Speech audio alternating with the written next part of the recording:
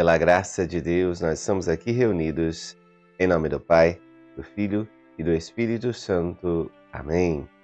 Inspirai, Senhor, as nossas ações e ajudai-nos a realizá-las, para que em vós comece e termine tudo aquilo que fizermos. Por Cristo, Senhor nosso. Amém. Santa Maria, Mãe de Deus, rogai por nós. Seja bem-vindo, meu irmão.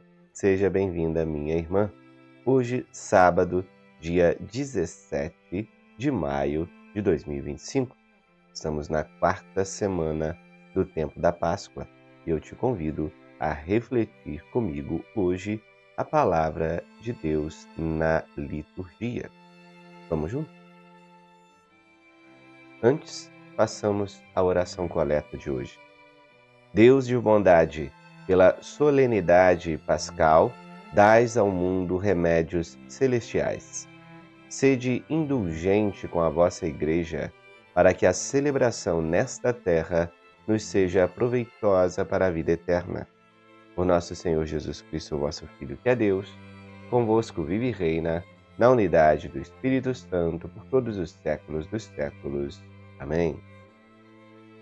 E a primeira leitura de hoje é retirada do livro dos Atos dos Apóstolos, capítulo 13, versículos do 44 ao 52.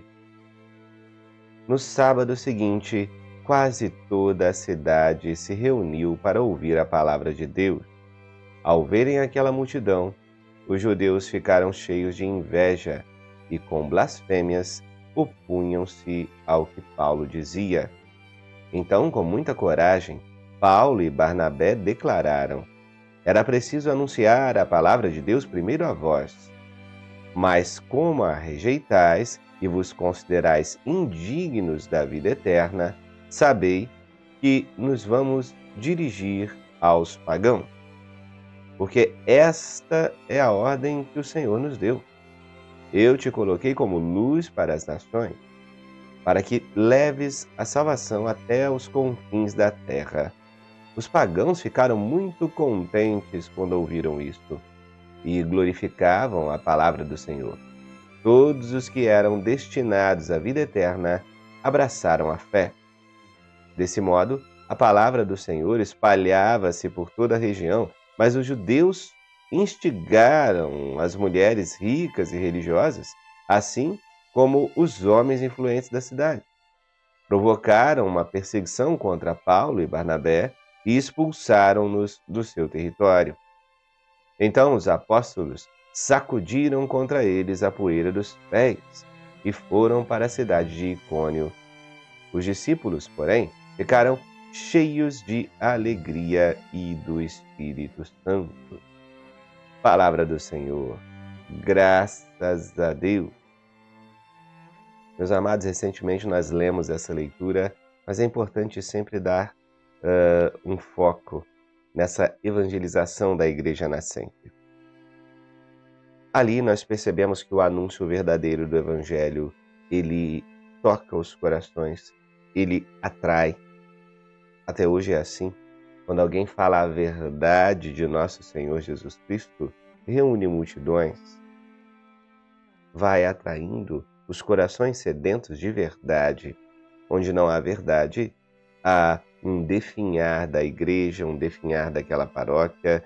Se um padre estiver falando mentiras, se estiver pregando um evangelho mais baseado no ser humano, mais baseado em questões que não ligam o homem a Deus, até porque religião vem de religar e ligar o ser humano com Deus, tirando Deus dessa relação e fazendo uma religião horizontal, num relacionamento apenas entre as pessoas e não das pessoas com Deus, para aí sim ter um relacionamento entre elas, isso não atrai ninguém. As igrejas onde este é o Evangelho são vazias. A gente vai percebendo que a verdade atrai. São Paulo, Barnabé vão falando e muitos estão se achegando ali para ouvir. É claro, o anúncio verdadeiro atrai muita gente e isso atrai a inveja daqueles que não estão na verdade. Até hoje também é assim. Basta um evangelizador atrair muita gente. Aqueles que estão falando a mentira ficam se remoendo de raiva e tentam atacar, e tentam destruir a obra de evangelização. Foi assim com Paulo e Barnabé.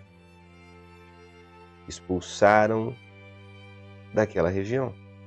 Os judeus não acolheram o evangelho de nosso Senhor Jesus Cristo e expulsaram os evangelizadores. Paulo e Barnabé sacodem a poeira dos pés e partem para uma próxima região. E dizem com coragem: vocês rejeitaram a salvação, rejeitaram a palavra de Deus. Nós vamos anunciá-la a todas as nações. Aliás, a gente tem que perceber aqui o desígnio, o plano de Deus. Deus, desde sempre, quis que a palavra fosse anunciada a todos, mas ele se utilizou de um povo como uma raiz dessa fé, para propagar inicialmente a fé naquela região. É claro, Deus precisava partir de um ponto inicial, e ele parte, sim, de Israel. Mas como o próprio povo judeu começa a negar essa fé, ele se utiliza disso para expandir sua palavra para todas as nações. Ao perceberem o projeto de Deus, ao perceberem que estão falando a verdade e que não há motivo para tristeza, porque toda a afronta que recebem por Cristo, ao perceberem isso, os discípulos se enchem de alegria, se enchem do Espírito Santo de Deus. Meus amados, mesmo na perseguição, mesmo que materialmente as coisas estejam difíceis, pareçam estar dando errado, se estamos na verdade, isso nos traz alegria e paz. Se estamos excessivamente cabisbaixos, nós temos que analisar onde temos colocado o nosso coração. Sim, porque a tristeza vem quando nós ancoramos a nossa esperança em outra coisa que não é Deus. O anúncio verdadeiro do Evangelho traz alegria para quem anuncia, traz alegria para quem recebe o anúncio. Então, sejamos todos anunciadores da verdade, porque é o que Deus nos pede. Te convido a refletir comigo agora também o Salmo de hoje, que é o 97, em algumas traduções, 98, e o refrão diz assim: os confins do universo contemplaram a salvação do nosso Deus. Cantai ao Senhor Deus um canto novo, porque Ele fez prodígios. Sua mão e o seu braço forte e santo alcançaram-lhe a vitória. O Senhor fez conhecer a salvação e as nações sua justiça. Recordou o seu amor sempre fiel pela casa de Israel. Os confins do universo contemplaram a salvação do nosso Deus. Aclamai o Senhor Deus, ó terra inteira. Alegrai-vos e exultai. Olha que salmo maravilhoso, né? Aqui a gente vê a grandeza, o poder de Deus, o seu amor sempre fiel pela casa de Israel, sim. Mas os confins do universo contemplaram a salvação do nosso Deus. O Evangelho é para todos. A fé é para todos. Jesus Cristo veio para salvar a humanidade e não apenas um povo. Sim, eu repito, o anúncio começou através de um povo, porque era necessário. Mas este anúncio se estende aos confins do universo. Deus recorda-se, sim, do seu amor sempre fiel pela casa de Israel. Deus ama os judeus. Inclusive, há uma promessa de que eles um dia se converterão ao cristianismo. Está na palavra de Deus. A gente crê, então a gente trata os judeus com muito carinho e a gente reza pela conversão deles sempre. É preciso entender que a palavra de Deus, ela é viva, ela é eficaz. Ela vem tocando em povos e culturas. A palavra, ela traz o próprio Cristo. A gente tem que entender que não é Cristo que deve se reduzir para se encaixar numa cultura. Muitos erram ao falar sobre inculturação, querendo que o evangelho seja pulverizado, seja reduzido para caber na realidade de uma cultura, negando verdades fundamentais da nossa fé. Não é assim, é o contrário. Deus é muito maior do que toda cultura, do que toda a humanidade. É essa cultura que deve mergulhar em Deus, que é muito superior a ela. A verdadeira enculturação acontece quando essa cultura mergulha no Evangelho e é iluminada por ele. Essa luz vem para os confins do universo. Todas as culturas serão iluminadas pela palavra de Deus, desde que os povos sejam humildes e não neguem o projeto de Deus. Os confins do universo contemplaram a salvação. A salvação vem para todos, né? Deus é misericordioso. Vamos para o centro da liturgia no Evangelho de hoje. É o Evangelho de Nosso Senhor Jesus Cristo, segundo João, capítulo 14, versículos do 7 ao 14. Naquele tempo disse Jesus a seus discípulos: Se vós me conhecesseis, conheceríeis também o meu Pai. E desde agora o conheceis e o vistes. Disse Filipe: Senhor, mostra-nos o Pai, isso nos basta. Jesus respondeu: Há tanto tempo estou convosco e não me conheces, Filipe? Quem me viu, viu o Pai. Como é que tu dizes: Mostra-nos o Pai? Não acreditas que eu estou no Pai e o Pai está em mim? As palavras que eu vos digo, não as digo por mim mesmo, mas é o Pai que, permanecendo em mim, realiza suas obras. Acreditai-me. Eu estou no Pai e o Pai está em mim. Acreditai ao menos por causa dessas mesmas obras. Em verdade vos digo, quem acredita em mim fará as obras que eu faço e fará ainda maiores do que estas. Pois eu vou para o Pai, e o que pedirdes em meu nome, eu o realizarei, a fim de que o Pai seja glorificado no Filho. Se pedirdes algo em meu nome, eu o realizarei. Palavra da salvação. Glória a vós, Senhor. Meus amados, a pergunta de Filipe, essa exclamação, esse pedido, Senhor, mostra-nos o Pai. Aqui reflete essa sede, essa vontade da humanidade ver a Deus. Muita gente tem essa vontade, uma vontade autêntica, porque o ser humano foi feito para Deus. Seu coração só vai repousar nele.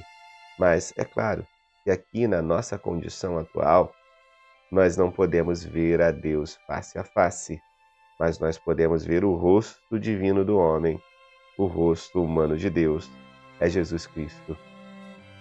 Quem vê Jesus, vê o Pai. Quem olha para o rosto misericordioso de Jesus, enxerga o rosto do Pai das misericórdias. Quem olha para as obras de misericórdia de nosso Senhor Jesus Cristo, enxerga também o abraço do Pai das misericórdias que nos acolhe. Quem vê os milagres de nosso Senhor, as obras que Ele realiza, o Evangelho que prega, vê também o Deus Todo-Poderoso agindo em seus desígnios impenetráveis. Quando olhamos para a realidade do Filho, nós mergulhamos no mistério do Pai. E sabendo disso, esse Pai tão amoroso, Deus Todo-Poderoso, permite que seu Filho venha a nós de maneira sensível, visível, para que seja mais possível a nós perceber as realidades do reino. Tanto que a gente vê, no Antigo Testamento, um Deus que ainda não se manifestava de uma maneira mais clara como foi em Jesus. Como era difícil para aquele povo, cheio de dificuldades para interpretar. tentando ver Deus na ótica da sua cultura, como eu falei aqui, né? Os confins do universo contemplarão e contemplaram a salvação do nosso Deus. Mas, quando uma cultura ultrapassa a palavra de Deus, nós vemos alguns erros na interpretação daquilo que o Senhor quis dizer desde o princípio. Deus sempre foi amor, Ele sempre quis o bem, Ele nunca quis a morte, mas um povo guerreiro no Antigo Testamento muitas vezes entendia coisas como olho por olho, dente por dente. Se alguém te arrancar uma parte do corpo, você tem o direito de arrancar a parte do corpo do outro também. Jesus vem trazer a vontade do Pai personificada nele. Amai-vos uns aos outros. Amai os vossos inimigos. Eu vos dou um novo mandamento. Que na verdade é o mandamento de sempre. Deus sempre quis o amor, mas é uma novidade para aquele povo que estava entendendo as coisas erradas. Também, quando a gente começa a querer uma relação visível com um Deus Todo-Poderoso, nós estamos entrando também por alguns erros. Porque quem vê Jesus vê o Pai. Nós precisamos olhar Jesus, olhar suas obras, perceber o seu caminho, e Ele mesmo é caminho, para que a gente possa seguir. Quantas vezes a gente não fica maquinando várias formas de agradar a Deus, sendo que o próprio ato de agradar a Deus é graça dele? Quem crer e pedir em nome de Jesus fará as mesmas obras e fará ainda maiores. A gente vê isso em Atos dos Apóstolos, quando Pedro e os outros vão curando, até ressuscitam pessoas, mas sempre em nome de Jesus. O que você pode fazer em nome de Jesus hoje será conforme o tamanho da sua fé, o tamanho da sua confiança em Deus, o tamanho da sua vontade de seguir os mandamentos, de amar este Deus com todo o seu ser, com toda a sua alma, com todo o seu entendimento. E não importa se você tem uma grande inteligência, eloquência, se você tem bens materiais, se você tem alguma característica, um talento. Não importa a quantidade de dons e bens que você tem. Importa a sua disponibilidade de ser instrumento. Porque Deus, ao longo da história, já se utilizou de alguns instrumentos que surpreenderam a humanidade. Quem sabe, você e eu, pequenos instrumentos, não sejamos usados por Deus para fazer algo importante hoje. Se a gente permitir, a obra Ele fará. Permita-se, meu irmão, minha irmã, através da obediência e do amor, ser instrumento de Deus nesse mundo. Quem vê Jesus, vê o Pai. Quem vê uma pessoa fazendo as obras de Deus, tem contato com o amor, com a misericórdia de Deus também. Louvado seja nosso Senhor Jesus Cristo, para sempre seja louvado. Estivemos e permaneceremos reunidos em nome deste Deus que é Pai, Filho e Espírito Santo. Amém. Fiquem com Deus e até a próxima. Espera aí, não vai embora. Na descrição desse vídeo tem um convite para você, um link especial para que você participe da nossa jornada bíblica. Se você gostou dessa reflexão da palavra, vem para a nossa jornada bíblica. Vamos aprender com a palavra de Deus. Tem uma comunidade de pessoas que está estudando conosco. Descubra como entrar na nossa jornada bíblica. Você pode escanear esse QR Code, você pode clicar no link da descrição e participar conosco nessa jornada que vai mudar a sua vida. É um convite especial para você. E você que está acompanhando a liturgia dentro da jornada bíblica, aproveite todos os espaços, vá na comunidade, deixe o seu comentário abaixo desse vídeo e vamos cada vez mais movimentar este lugar de pessoas que querem amar mais a Deus. Um abraço para todos vocês. A gente se vê cada vez mais na jornada bíblica.